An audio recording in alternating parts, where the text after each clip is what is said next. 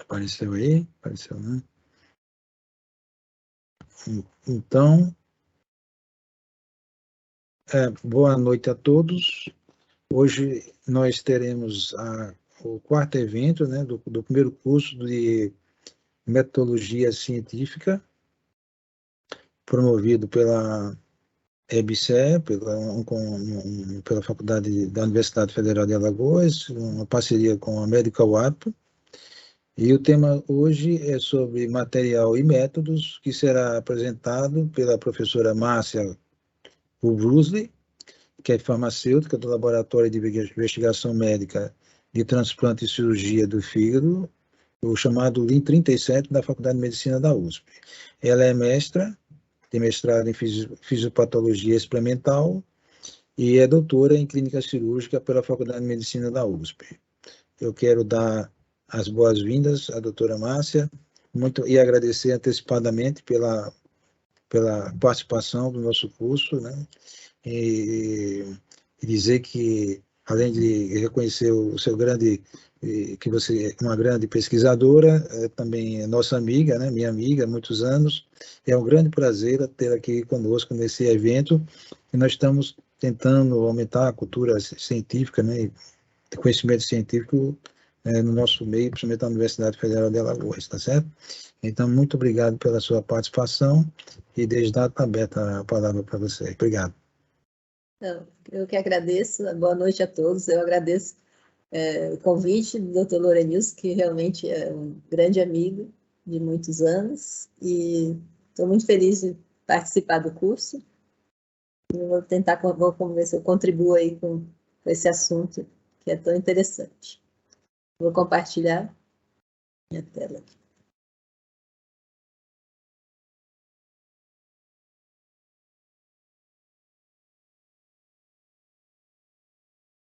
Estão vendo? Está tudo certo. Está tudo certo. Deixa eu só tirar aqui uma caixinha aqui.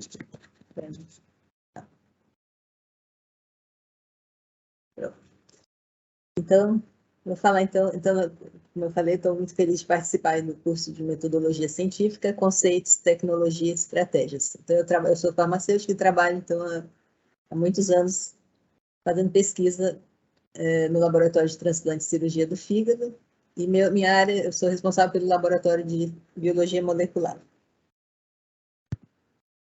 Eu queria começar falando assim, por que escrever ciência? Então, Without Publication, Science is Dead. Então, o Gerard Piel, ele foi um editor da revista Scientific American desde 1948, e ele falava exatamente isso, que ele era jornalista, não, mas ele só escrevia sobre ciência. Então, ele dizia que um cientista ele deve não somente fazer ciência, mas deve também escrever ciência. E o experimento científico ele não estará completo até que seus resultados tenham sido publicados e compreendidos. E não só esse, mas um dos objetivos da pesquisa científica é exatamente a publicação. Para que a gente fale, então, em texto, a gente tem que falar de qualidade de um bom texto, né? Então, a gente está escrevendo um artigo, mas a gente tem que lembrar que existem qualidades de um bom texto, que seria clareza, para o leitor entender o que ele lê, tem que ser conciso, quer dizer, para não desperdiçar o tempo do leitor e também, no caso, o espaço da revista, né, do periódico. Exatidão, então a gente não pode enganar o leitor, e isso eu gosto de contar uma história, porque quando a gente começou a fazer entrar na área de biologia molecular, a gente queria, então nós queríamos reproduzir o trabalho, então, e seguíamos assim os artigos, isso há mais de 20 anos atrás, e constava a sequência dos primers, né, para a gente fazer a reação de PCR, e então a gente seguia o que o pesquisador colocou no artigo e realmente a gente não conseguia reproduzir. E aí a gente foi ver por que a gente não conseguia reproduzir, porque ele enganava a gente, ele colocava um nucleotídeo diferente naquela sequência de primers e a gente não conseguia reproduzir. Então a gente foi descobrir isso depois que existiam já os programas para o desenho de primers e tal, e a gente viu como eles faziam isso. Então, isso é o que eu falei. Então, a gente não pode enganar o leitor. É quase uma sabotagem isso aí. E tem uma sequência lógica de apresentação de fatos e argumentos para a gente assegurar uma continuidade da leitura. Bom, de acordo com assim, o escritor norte-americano Mark Twain, ele diz que tem 3 regras para bem escrever. Então, a primeira é revisar, a segunda é revisar e a terceira é revisar. Mas existe uma outra regra também que eu gosto muito de mostrar, que eu acho que isso ajuda a fixar bastante a ideia, né? Que seria a regra do biquíni. O texto ele deve ser compacto, porém grande o suficiente para cobrir as partes mais importantes e interessantes. Então, eu acho que essa regra ela é bem interessante de fixar. A gente pode falar, então, material e métodos e metodologia. Então, a metodologia ela é a ciência integrada dos métodos. O método já é um processo organizado, lógico e sistemático de pesquisa e vai representar exatamente o caminho para se chegar a um fim. O método científico é um conjunto de regras básicas para desenvolver uma experiência a fim de produzir um novo conhecimento. Então, o método científico é considerado a bússola do pesquisador. Lembrando que sempre uma boa metodologia, ela mostra domínio e experiência sobre o assunto. Tem se usado, às vezes, metodologia no local de material e métodos, mas não se considera, assim, totalmente correto. O ideal é material e métodos mesmo, sendo até no singular, porque material nesse sentido aqui, ele é coletivo, então eu não preciso colocar materiais, ele já engloba tudo.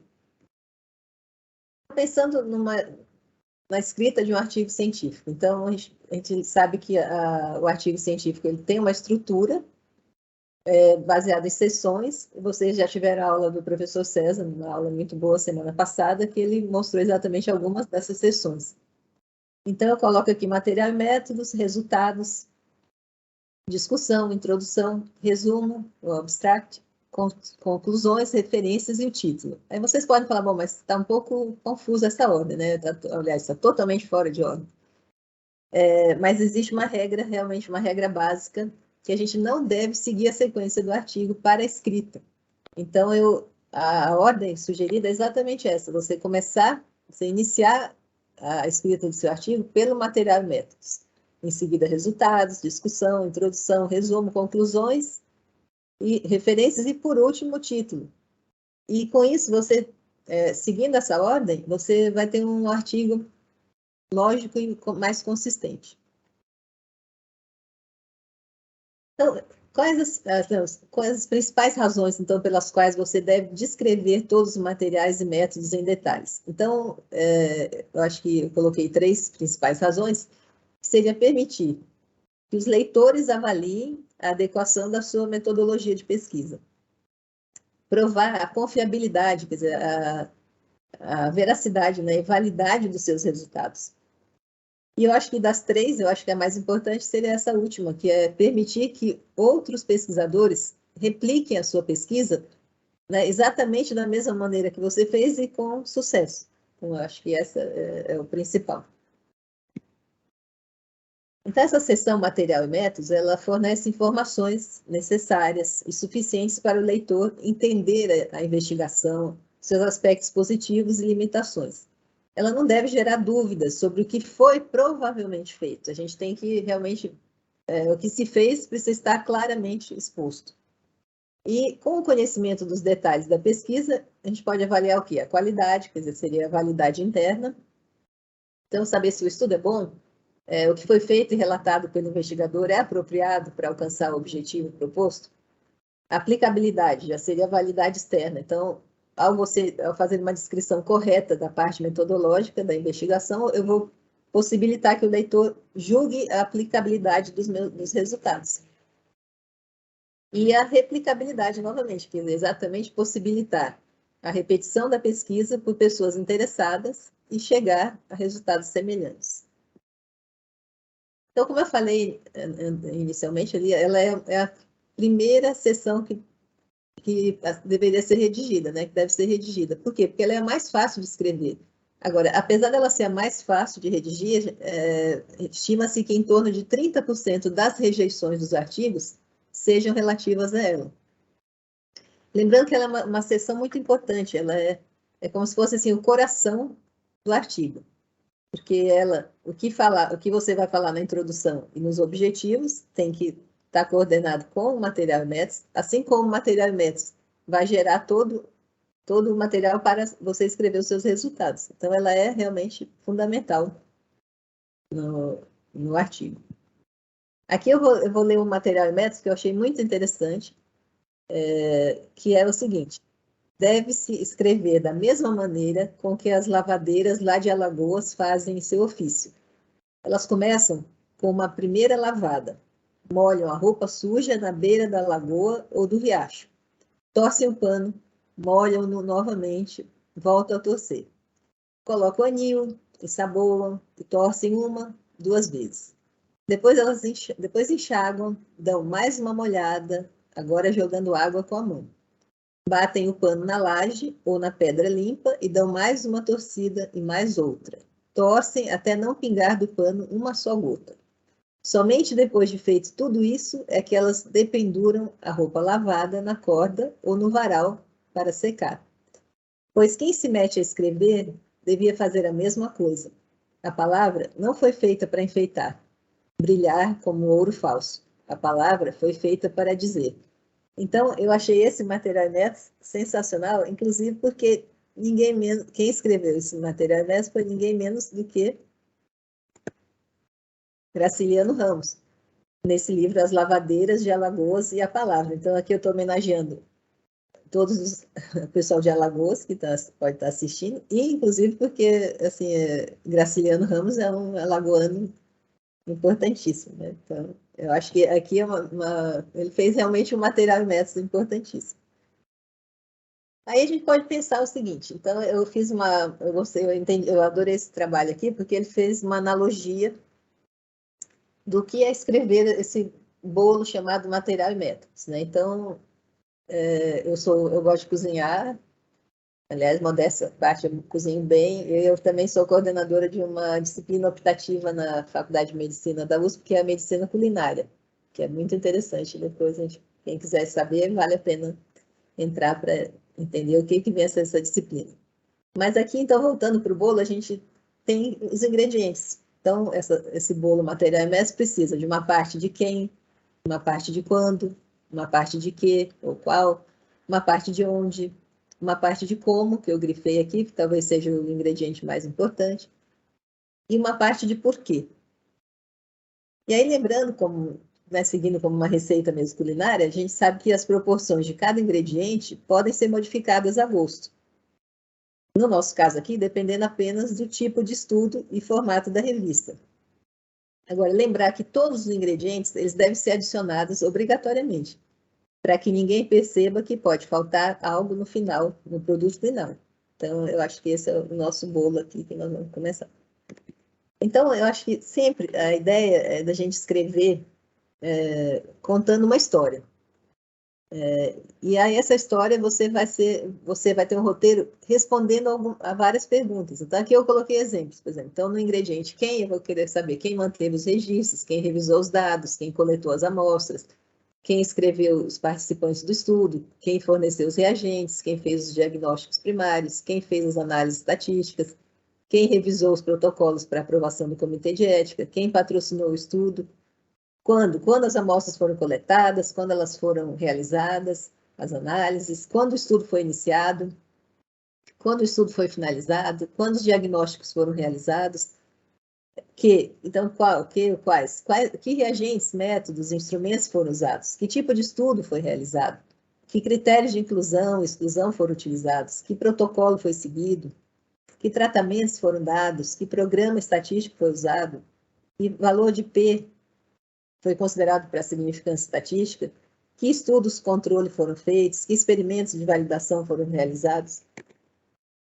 onde foram mantidos os registros, onde as amostras foram analisadas, onde foram inscritos os participantes do estudo, onde o estudo foi realizado, o ingrediente como eu falei, quer dizer, como as amostras foram coletadas, processadas, estocadas, quantas replicatas foram realizadas, como os dados foram informados, como os participantes do estudo foram selecionados, como os pacientes foram recrutados, como o tamanho da amostra foi determinado, como os participantes do estudo foram atribuídos aos grupos, como a resposta foi medida, como os grupos controle e intervenção foram definidos, e por que uma espécie foi escolhida, camundongo ou rato, por que um método analítico foi escolhido, por que o experimento selecionado foi realizado, por que os experimentos foram feitos em uma determinada ordem. Então, aqui você vai contar a sua história respondendo a essas perguntas. Então, isso facilita muito, é como se fosse um roteiro. E aí, com isso, você não deixa de acrescentar, não vai deixar de colocar tudo que precisa. Então, a seção material e métodos também, então a gente pensa que ela pode ser, então, uma sugestão é que ela é dividida em 4 partes, 4 subseções. Seria a parte 1, o objeto de estudo. A parte 2, o tipo de pesquisa. A parte 3, os procedimentos. E a parte 4, a análise dos dados. Então, a parte 1, você vai apresentar o objeto de estudo. Então, você fez estudo com animais, com seres humanos, com outros organismos. Você, então, vai começar com a caracterização e a procedência deles. Quais são os critérios de inclusão e exclusão que foram utilizados na composição da população da amostra. Na parte 2, você vai descrever o tipo de pesquisa escolhido. Então, por exemplo, o tipo de estudo realizado. Foram estudos observacionais, tipo relato de casos, série de casos, caso-controle, corte. Estudos intervencionais, controlado, randomizado, estudos clínicos. Em relação à direcionalidade temporal, ele é um estudo retrospectivo, prospectivo. Quanto ao mascaramento, ele é mono, duplo ou triplo cego. O período de segmento do estudo é longitudinal, transversal. Foram estudos ecológicos, uma revisão sistemática e meta-análise. Então, você tem que mostrar exatamente o que você estudou. O delineamento da pesquisa, quais tratamentos utilizados, as estratégias utilizadas na composição dos tratamentos, o tamanho da amostra, número de repetições. Quanto à amostra utilizada na investigação, então, aqui um exemplo, por exemplo, uma pesquisa clínica. Então, eu tenho que informar o número de indivíduos em cada estágio do estudo, o número de candidatos em potencial para investigação, número de candidatos, aqui participantes, né, de pesquisa, né, não é bem assim, acho que candidatos fica um pouco esquisito, mas é número de participantes qualificados, examinados ou confirmados, participantes que têm o segmento, participantes analisados, tentar explicar as perdas em cada estágio que acontece, informar datas definindo os períodos de recrutamento, e sempre o diagrama de fluxo é recomendado. Então, isso facilita muito para a pesquisa clínica. Essas aqui são recomendações de um guideline, né, de um guia chamado Strobe, que ele é muito utilizado, ele é para relato de estudos observacionais em epidemiologia.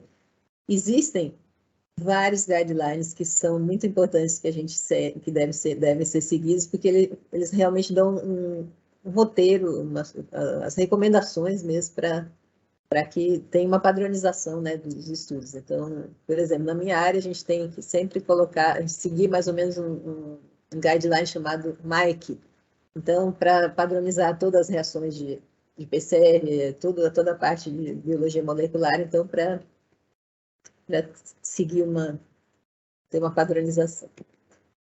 Lembrando sempre das considerações éticas, quer dizer, quando você tem uma clara e objetiva descrição das considerações éticas, isso é obrigatório, claro, em todos os estudos com seres humanos. Então, tem que falar sobre o termo de consentimento livre esclarecido, e essa parte de considerações éticas, ela pode fazer parte da subseção, por exemplo, seleção dos pacientes. Se você fizer experimentos com animais, também mostrar todo o rigor, como toda a parte de analgesia, anestesia, todos os protocolos para o uso de animal, né? E também o protocolo de aprovação do Comitê de Ética no uso de animais. Na parte 3, então, são os procedimentos utilizados. Então, aqui eu acho que é tudo que você fez. Então, mas aqui, preferencialmente, descrever em ordem cronológica os procedimentos que serão, no caso foram um projeto, mas que foram utilizados na pesquisa, o manejo utilizado, o controle das condições experimentais, até as técnicas de coleta de dados, as avaliações realizadas, as variáveis analisadas, os reagentes, tudo que você utilizou realmente nos procedimentos. E na parte 4, a análise dos dados. Então, aqui eu vou relacionar os testes estatísticos que foram utilizados na análise dos dados, para mostrar, então, os testes de normalidade, de homocedasticidade, heterocedasticidade também, variância, comparação de médias e tal. Lembrando, então, se você tem a estatística descritiva, que é, então, a parte de média, desvio padrão, para que vai resumir os dados da amostra, para mostrar as características do grupo de participantes, né? Então, e a estatística inferencial ou indutiva, que são conclusões sobre a população com base em observações ou mensurações que foram feitas na amostra, né, em amostra dessa população. Aí nós vamos, então, implica lidar corretamente com a incerteza dos resultados obtidos como o erro amostral. Aqui, então, a gente vai, então, nessa parte 4, realmente descrever todos os métodos estatísticos utilizados, incluindo-se aqueles para controle de fatores de confundimento. Informar o programa estatístico usado, a versão empregada, e, no caso, às vezes, você precisa até colocar uma referência respectiva, né, uma referência bibliográfica de algum método que você está usando, algum programa, método estatístico. Aqui eu mostrei, eu achei interessante mostrar um exemplo de um trabalho publicado na Science Immunology, agora semana passada, e me chamou a atenção, bom, essa revista, né, no Impacto 18, né, que é da Science, e ele mostra exatamente isso, nessa parte 4 da análise estatística, ele colocou todos os testes que ele fez, então o teste de Two-Sided, o Mann Whitney, a Nova, Kruskal-Wallis, Wilcoxon, foram usados para determinar a significância estatística, né, utilizando um GraphPad, né, o software, não colocou, e mostrou a significância de P menor que 0,05. Então, isso me chamou a atenção, porque é um pouco, às vezes, é criticado exatamente fazer dessa forma, porque você jogou todos os testes, mas aqui lembrando que não existe um apêndice, né? Porque algumas revistas você pode descrever com muito mais detalhes no apêndice, mas aqui não era o caso. A gente está numa revista de um impacto desse nível, né? Na Science. Então, ele simplesmente colocou os testes. Então, o que se fala é que não deveria se fazer isso, porque você deveria falar o teste, por que eu usei o teste tal para isso? Por que eu usei né, cada teste para uma coisa? Mas aqui, então, nós estamos num trabalho super atualizado, uma metodologia bem complexa, e utilizar esses... Mas, assim, todo mundo sabe por que eu estou usando se é ou não paramétrico, é paramétrico. Então, assim, será que é redundante você também ter que colocar para que eu usei cada teste? Então, aqui é um exemplo que eu quis colocar que eu achei bem interessante, porque eu nunca imaginaria que numa revista nesse nível fosse assim, mas eu acho que tem um motivo, né? Aí aqui aqui já numa revista no JAMA Surgery, também uma mega revista, né, com impacto quase de 15, ele já fez diferente aqui na revista. Então, isso é muito também, eu falo, da formatação da revista, né? Então, quanto que eles acham, e também lembrar que é não só da revista, mas também de acordo com o tipo de estudo, porque muitas vezes você faz análises estatísticas mais corriqueiras, tal, que as de mais comum, né, que são mais utilizadas, mas muitas vezes você faz análises estatísticas complexas, com muito mais testes, com muito mais, né, regressões logísticas, uma coisa muito mais difícil. E aí, às vezes, você tem que, então, a descrição fica realmente mais complicada. Mas aqui nesse trabalho, ele fez como se fosse uma história. Eu achei também interessante. Então, depois até um período que foi analisado, ele vai contando toda essa parte de randomizado dos pacientes que foram randomizados. Daqui na parte central, ele vai dizer para as variáveis categóricas, para os números absolutos, tal, né, foi usado o teste Q quadrado. Para as variáveis contínuas, médias, desvio e padrão, foi utilizado o Menuit, né? Para a medida odds ratio, tal. Então, ele vai falando, e o P também usado, e mostra, então, que todas as análises estatísticas foram realizadas com o programa SAS, tá? Na sua versão 9.4 e tal. E aqui embaixo ele vai também contar como foi feito o cálculo do tamanho amostral. Então, aqui, assim, é interessante que eu também, é uma outra forma de mostrar também essa parte, que então, tem várias, como se fosse quase uma história também. Então, o que a gente pensa, assim, para escrever material médico, então, o ideal é que você escreva enquanto está realizando os experimentos. Para quê? Porque aí eu vou ter todas as minhas anotações, eu não vou esquecer de nada, porque muitas vezes a gente faz um experimento, passa um ano, assim, a gente fez um experimento, aquele trabalho ainda está acontecendo, aquela pesquisa, mas eu fiz aquele método há um ano atrás, será que eu ainda vou lembrar detalhes, assim, se for necessário que eu coloque mesmo, assim, todos os detalhes? Então, o ideal é que você realmente escreva, né, como primeira seção do artigo mesmo, mas e também que você ainda esteja realizando os experimentos. E outra coisa é você pedir aos seus coautores que realizem os experimentos que estão realizando os experimentos específicos e que também escrevam as partes correspondentes da seção de métodos. Porque, obviamente, que não existe um laboratório que faça tudo. Então, eu vou ter a parte, por exemplo, de histologia, de uma imunohistoquímica, eu vou fazer no laboratório de patologia. Uma citometria de fluxo eu vou fazer em outro laboratório, que tem expertise para isso.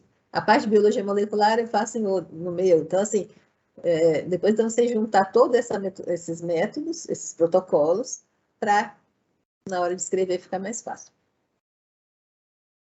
Faça coincidir a ordem na qual se descreve os métodos com a ordem dos resultados que foram gerados. Então, você utiliza esses métodos para assegurar que cada método utilizado foi descrito.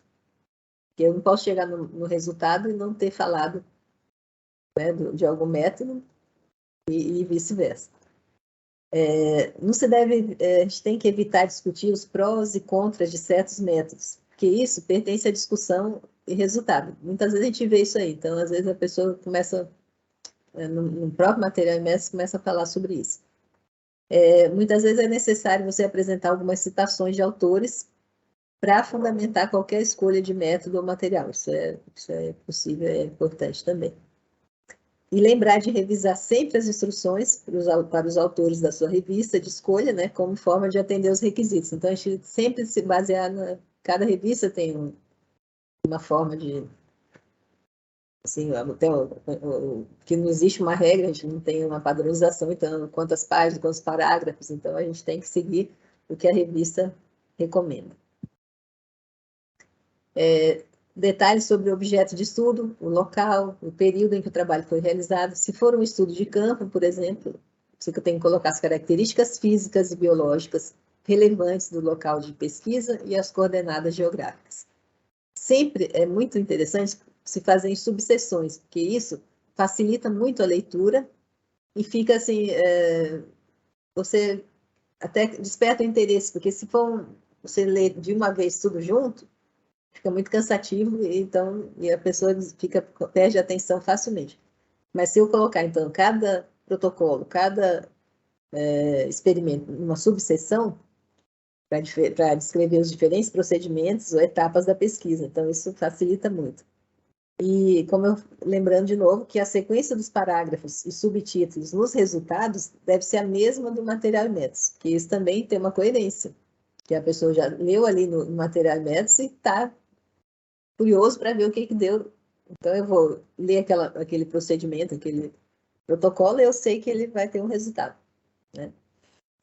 E sempre organizar, como eu falei, as subseções em ordem cronológica para a gente ter essa linha de raciocínio de como os procedimentos experimentais foram realizados. Agora, muitas vezes, existe alguma exceção, porque tem o caso dos experimentos quando eles forem realizados independentemente um do outro, então não tem obviamente, não tem essa necessidade dessa ordem cronológica. Mas aí eu posso descrever o quê? Do mais relevante para o menos. Então, assim, eu posso colocar um método que, assim, foi bem importante para responder ao meu questionamento no estudo, e outros métodos que já são mais corriqueiros, que fazem parte, né, que vão agregar também, ajudar na resposta do meu questionamento, e aí, mas são métodos jamais que não tem tanta novidade, que não tem tanta necessidade de ser, assim, colocado logo no começo. Então, a gente faz do mais relevante para o menos. Manter a coerência ao longo do texto, então, sempre escrever as unidades de medida corretas, os equipamentos. Os equipamentos a gente tem que colocar mesmo, assim, o completo, o nome do equipamento, a empresa, enfim, reagentes também, os materiais utilizados. Então, sempre colocar o modelo, o fornecedor, cidade, país de fabricação. Que sempre isso, a ideia é sempre visando a replicação, né? Você conseguir repetir o experimento. Explicar como o grupo controle e os tratamentos foram selecionados. Também isso é importante. Escrever de forma impessoal. E descrever os procedimentos realizados sempre no passado, obviamente, porque você já fez o experimento. E sempre utilizar. Costuma-se utilizar a voz passiva ou ativa. E aqui eu dei um exemplo. Então, a voz passiva, você fala: study participants were recruited, tal. Each participant was asked. Na voz ativa, você fala: we recruited study participants, we asked each participant, tal. Então, é uma outra forma de escrever. Agora, existe algumas pessoas que fazem uma junção de voz passiva com voz ativa, e isso não é aconselhável, assim, não, porque às vezes também fica aquela coisa muito repetitiva: we recruited, we asked, então essa ideia de fazer a passiva com a ativa também tem se utilizado, mas assim, não é recomendado no sentido assim do raciocínio de quem está lendo. Então, porque uma hora eu estou vendo o experimento, uma hora eu estou falando quem fez o experimento, né? Então, nós estamos falando do estudo e nós estamos falando do we, né, o que nós fizemos. Então, isso a gente tem que ter uma coerência também. Mas existem as três formas, corretamente, mas assim, a sugestão é que não se use as duas vozes juntas. Evitar o uso excessivo de abreviações incomuns, justamente para também não confundir o leitor. Caso os protocolos utilizados estiverem bem estabelecidos, então eu vou utilizar aquele método que já é muito padronizado, já está, todo mundo utiliza, então eu posso citar as referências, né? Então eu cito só a referência onde o protocolo está descrito em detalhe. Mas claro que eu devo incluir alguma informação suficiente para serem entendidas independentemente dessas referências. Então, porque alguns autores estão abusando um pouco desse recurso. Então, realizar de acordo com a metodologia proposta por fulano e tal. Falou nada, né? Então, eu tenho que ir atrás do fulano para ver o que ele fez. Então, às vezes eu posso colocar brevemente, então eu vou citar como referência, mas eu vou também dar alguma ideia, né, falar assim rapidamente sobre aquele protocolo. Agora, se eu fiz, por exemplo, eu vou seguir o protocolo do fulano tal, então, mas eu fiz alguma modificação, então eu tenho que dizer qual foi a modificação, quais foram as modificações e por quê também. Agora, se eu for utilizar um protocolo de uma nova metodologia, aí eu devo escrever em detalhes, né? Que aí é um outro método. Então, aqui alguns exemplos. Por exemplo, a gente tem essa frase: bacteria were pelleted by centrifugation. Ela não deu informação nenhuma, né, para o leitor, assim, é muito vago isso aí. Então, eu tenho que dar mais dados para ele, eu tenho que descrever, dar mais detalhes, né? Então, eu posso falar isso aqui, já melhora um pouco, né? Eu centrifuguei a 3000 G por 15 minutos a 25 graus. Aí você pode perguntar: isso é importante? É importante porque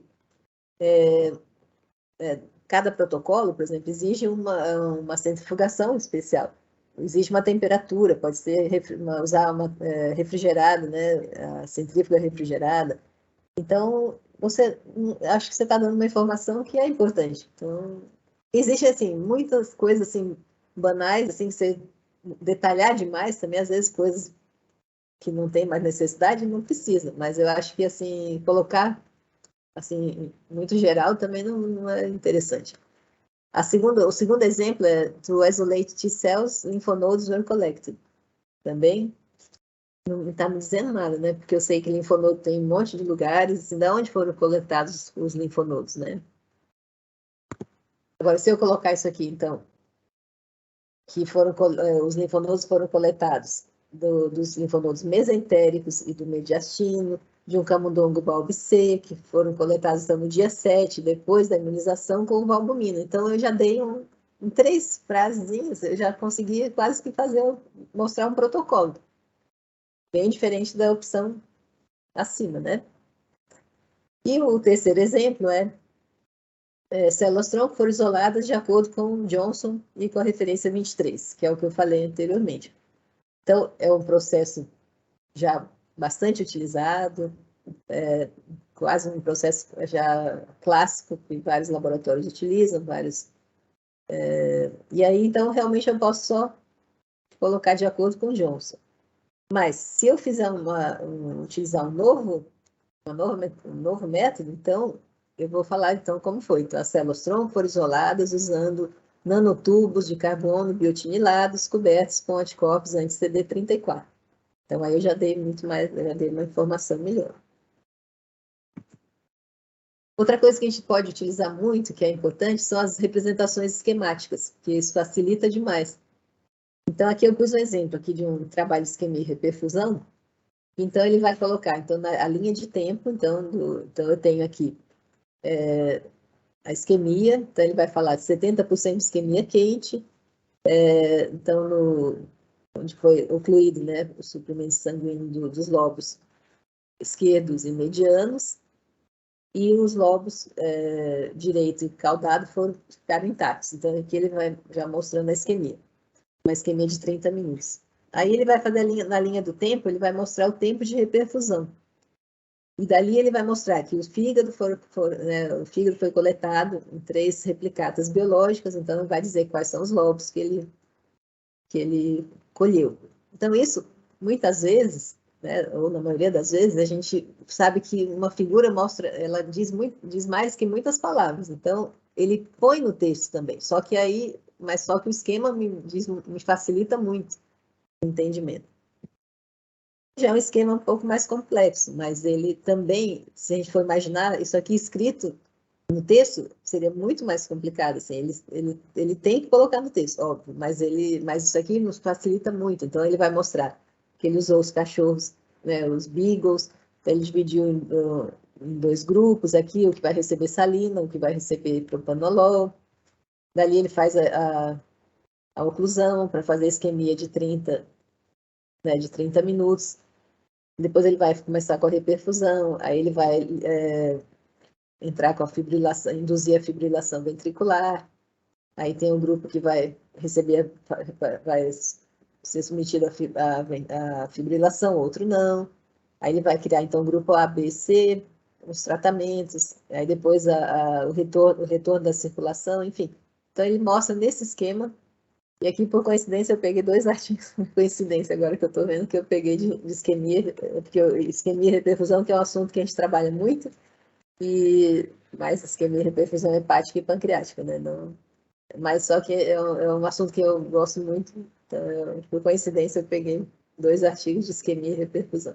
Mas, então, assim, mostrando como simplifica um pouco, né? Então, fica mais didático, assim, você olhar um esquema do que ler isso aí num texto, né? Aqui ficou meio pequeno de enxergar, mas aqui é um exemplo que eu peguei também de um trabalho, de uma meta-análise, né? Então, uma revisão sistemática e meta-análise de estudo de consumo de licopeno, né, do tomate, e o risco de câncer de próstata. Então, o que eu quero mostrar é o flowchart, que é muito interessante, mas que, assim, que até que nesses trabalhos de revisão sistemática e meta-análise é obrigatório mesmo, né? Tem todo também um protocolo de como escrever, né? Como fazer os trabalhos de revisão sistemática. Então, aqui, mas assim, que você vai mostrando também aqui que você parte, por exemplo, de 3.400 artigos, aí você vai excluindo, né? Até que depois você vai excluir, tira os clinical trials, você tira os casos controle, tal, até que você chega, então, de 3.485 artigos, você vai chegar em 17, que foram usados para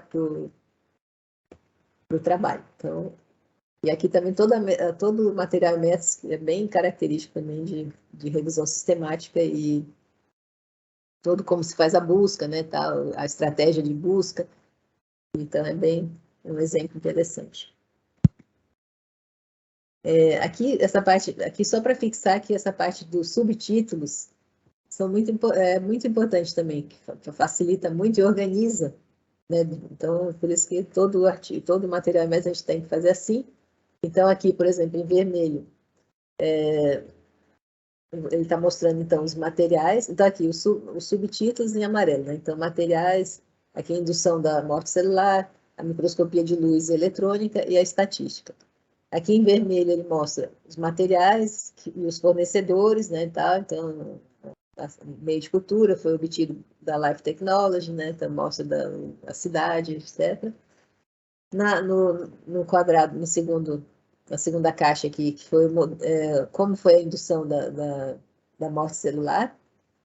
Para a economia de espaço, ele já colocou, então, foi descrito previamente, já colocou uma referência.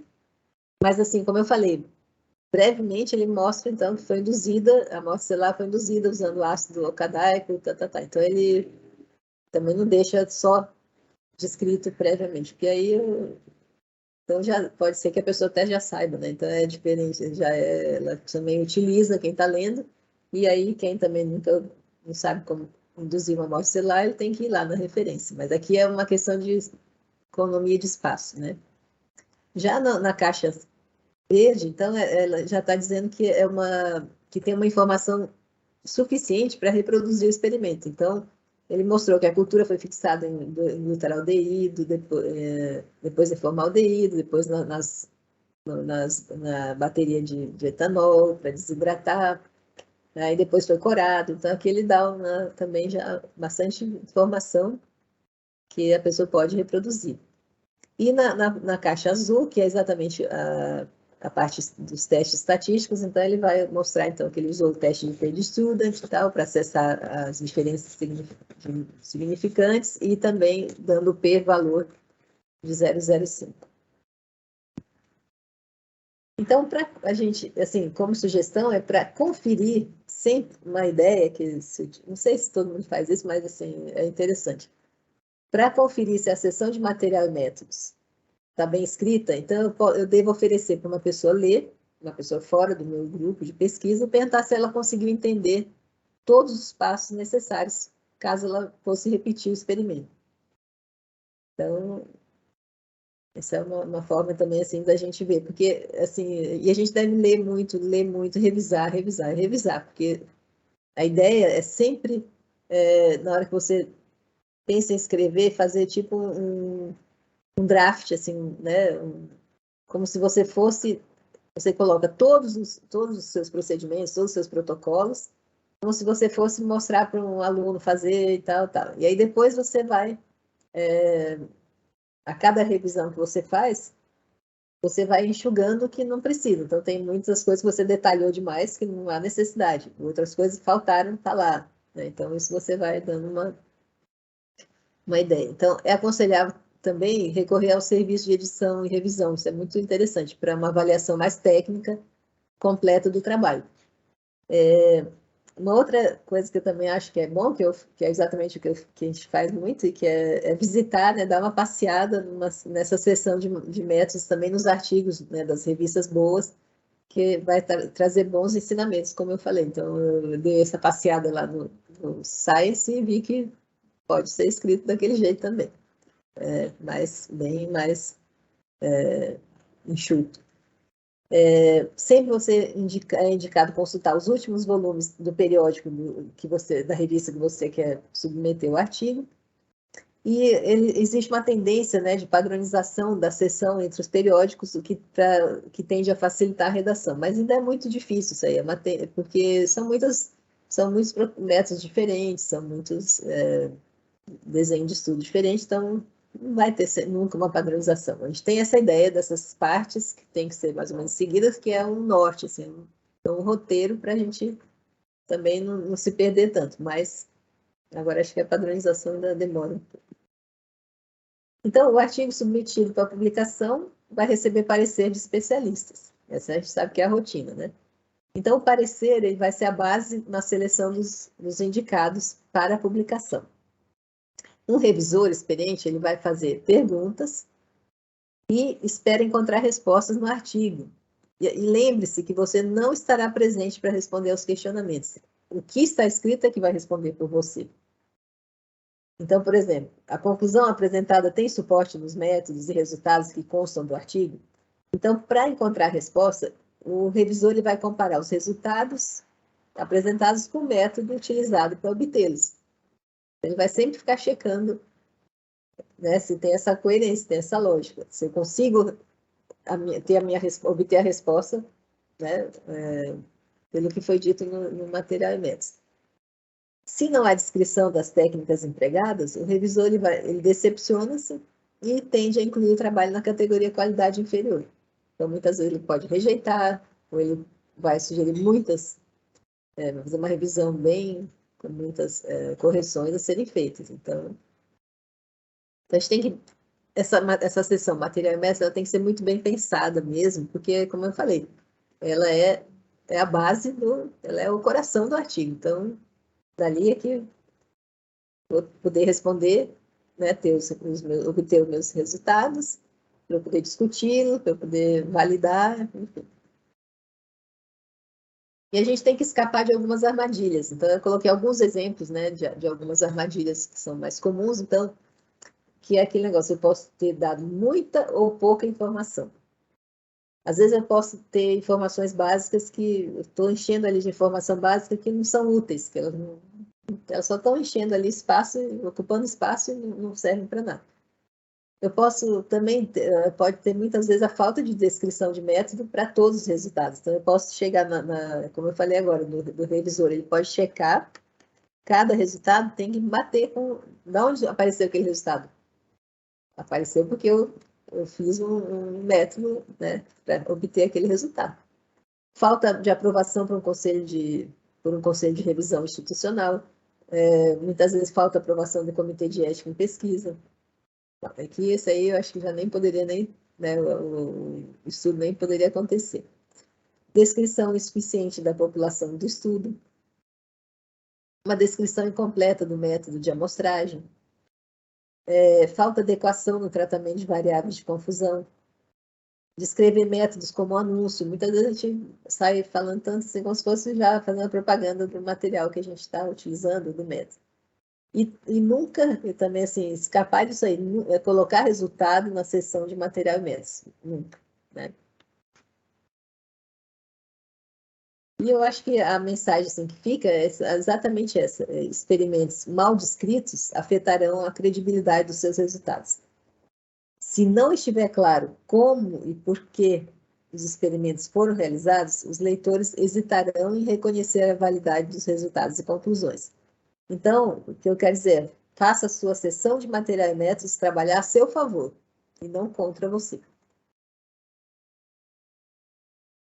E aqui no editorial da revista Nature, então eles falam que so many papers deserve to be better written than they are.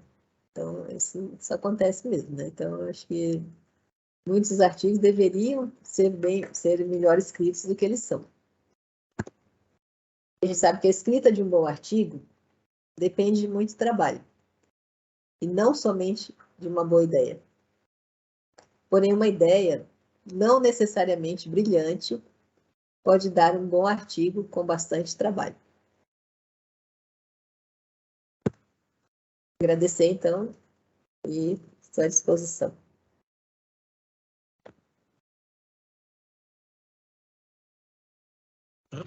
Parabéns, Márcio, pela excelente apresentação. Não é novidade para mim, né? Suas apresentações são maravilhosas. Então, você estava um pouco aí preocupado, porque já tinha apresentado em um outro curso, numa outra aula, e teve que preparar, eu já sabia que ia ser brilhante da mesma forma, né? Com relação aos materiais e métodos, eu abro assim para os participantes, né, realizar as suas perguntas, está aberta, e depois eu faço meus comentários, né? Não sei se o pessoal quer fazer algum tipo de pergunta. Vamos ver aqui. Boa noite. Você está acompanhando o chat, né, Márcia? Sim. Então, tentar. Alguns comentários, Assim, né? Assim, a ideia é que não é uma, assim, é difícil, né, dar uma aula exatamente isso, porque desse assunto, porque é uma sessão, como eu falei, muito importante. Gostaria de perguntar sobre os artigos que desenvolvem produtos tecnológicos.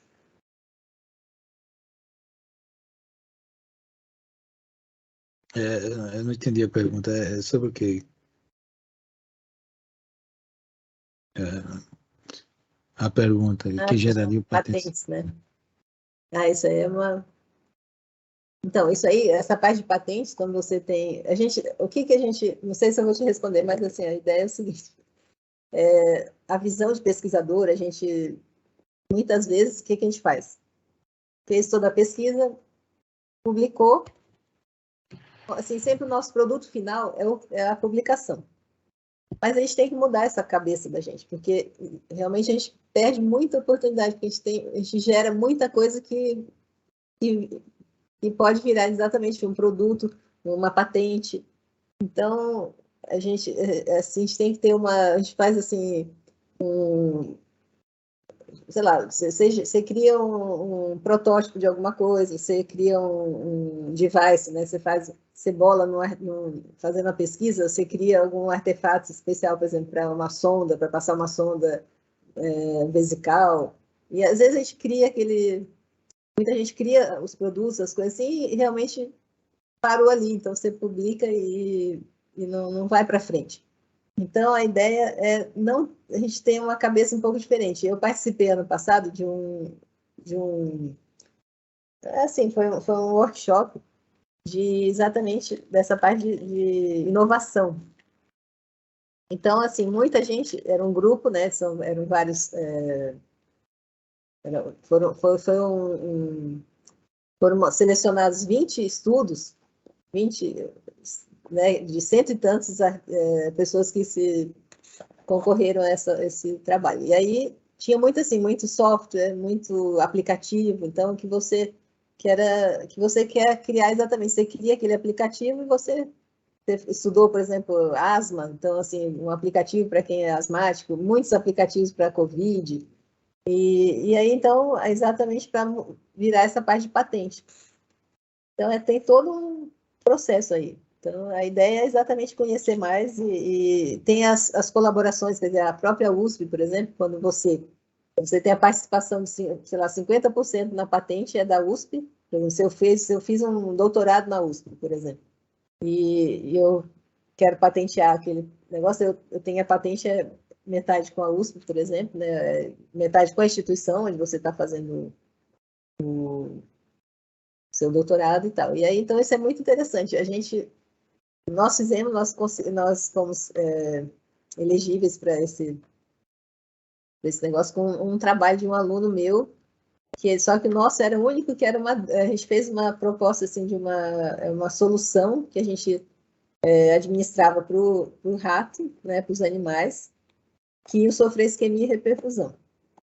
E aí, então, assim, é uma ideia de uma patente desse produto. Só que, assim, como o nosso era muito mais complicado, porque tem muito mais regulamentação, né? Porque vai ser um produto que a pessoa vai ter que tomar, né? Então, é diferente. Então, o pessoal que tinha, assim, os procedimentos, que queriam patentear essa parte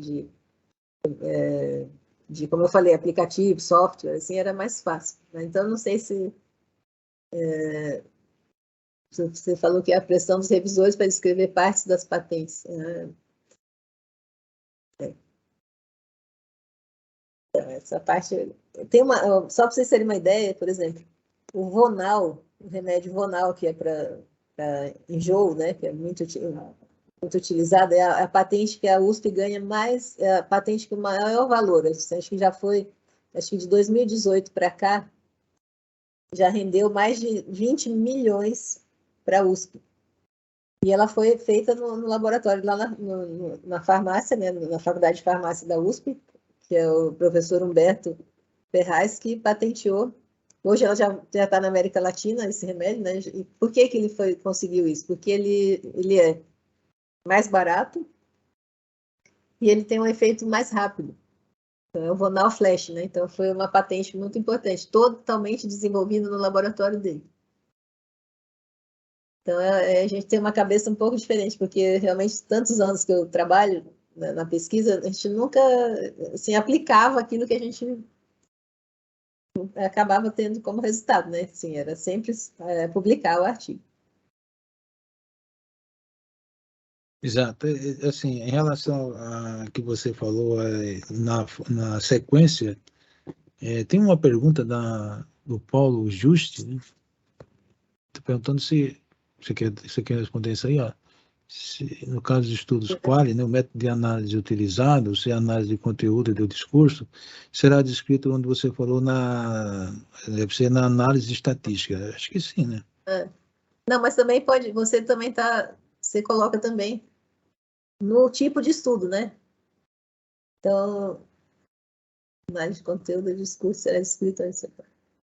Eu acho que ele vai entrar também.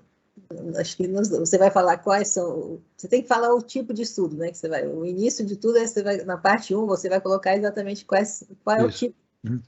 Qual é o tipo de estudo que você vai fazer, né? Exato. É interessante de quem vai realizar estudos, né, do estudo científico, qualquer tipo de estudos, a principal preocupação de início é o material e método, né? Onde ele vai fazer exatamente isso que você falou, coletar os dados, né, escolher os participantes, escrever o número de participantes, né, a questão da análise estatística, que é talvez, eu acho que é o principal para você realizar o seu estudo, visto para você não desperdiçar tempo, né, e material e número de pessoas que vão participar do estudo. Acho que nessa parte do material e métodos que entra, né, e é o que deve o pesquisador, né, quem vai realizar o trabalho, deve, no início, se dedicar mais, né, além, claro, de descrever todos os métodos, mas ele tem que se aplicar muito, porque se ele realiza um desenho de estudos, que é aquela parte de gráficos que você falou, entra numa parte de desenho de estudos. Eu não sei se isso nos artigos está se saindo à parte ou está saindo dentro do material e métodos, né? Porque depende da revista que você utiliza.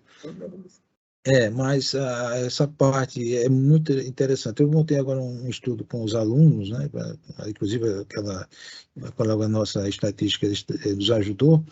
E essa parte do desenho, né, do método, é o que vai dar o resultado final do trabalho.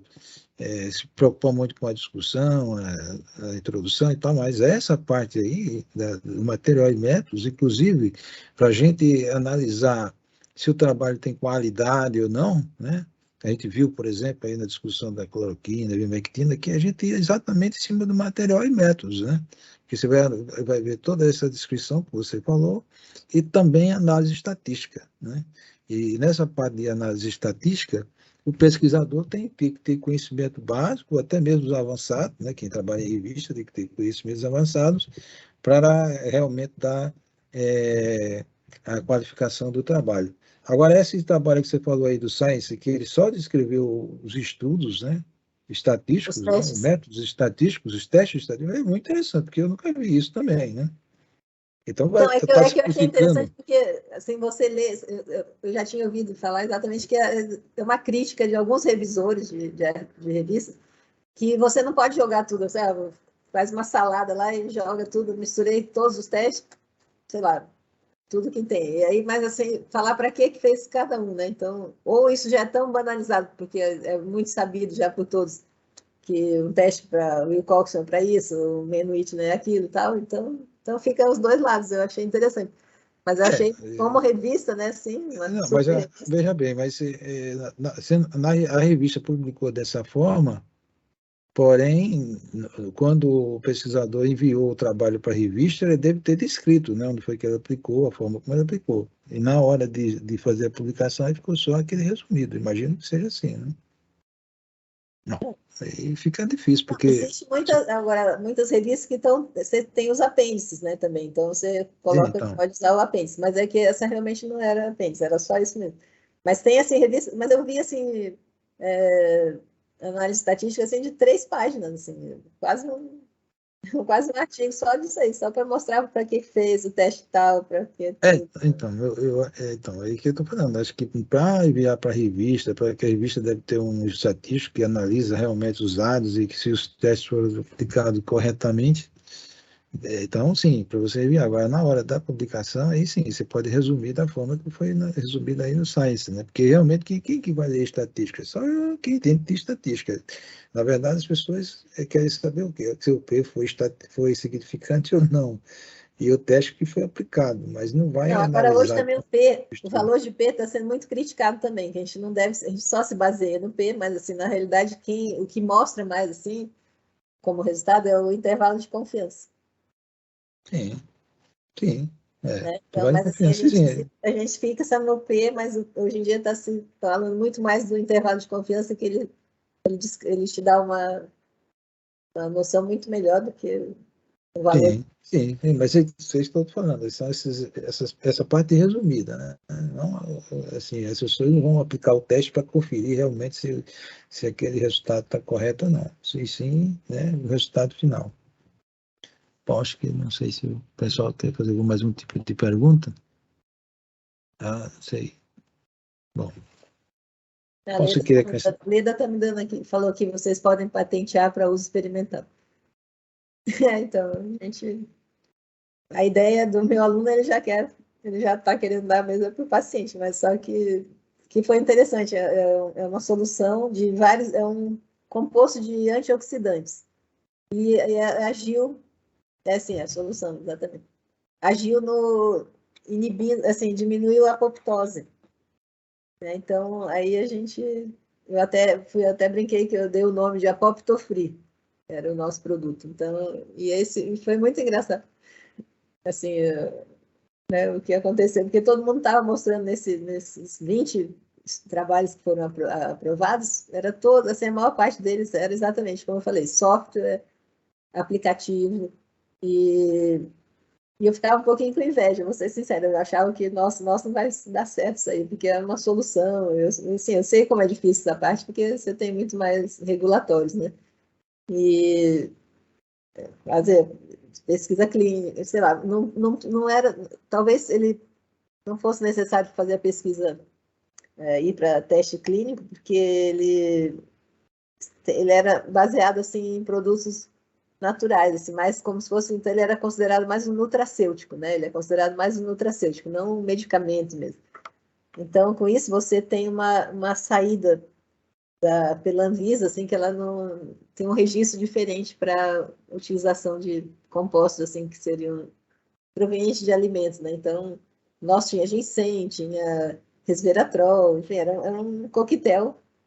E aí foi, assim, gerou uma coisa muito interessante, assim, todo mundo se interessou e aí nós acabamos durou 6 meses, né, nossa participação lá e a gente simulava lá como se a gente fosse vender o nosso produto, né, fazia os canvas, essas coisas, e aí foi bem interessante, era uma área que realmente eu nunca tinha entrado e gostei muito. É, exatamente.